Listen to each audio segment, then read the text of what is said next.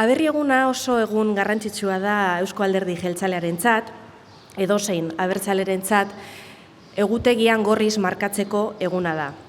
Gure eguna da, Euskadiren eguna da, zer garen eta nor garen gogoratzeko eta aldarrikatzeko eguna. Eta ospakizun egun bata, nazio bat garela ospatzeko eguna, eta nazio horren azken nahia aske izatea dela, eta munduari hemen gaudela esateko eguna da. Todos tenemos que hacer nuestro papel también aquí y fuera, y de ahí también este lema de Euskadi, gara mundialak gara.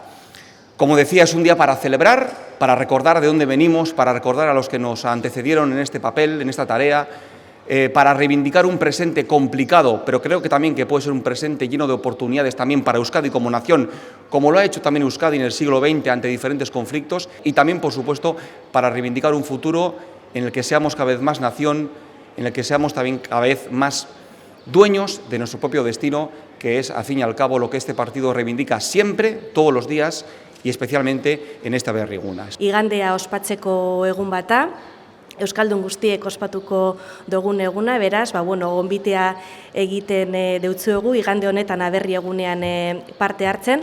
Abertzaleakarenok ospatuko dugu, baina nik uste dut abertzaletasunetik haratago bebai ospatu beharreko egun batela, beraz, barriro be gonbitea egiten dizuegu, igande honetan Bilboko Plaza Barrira etorteko. Eskerrik asko.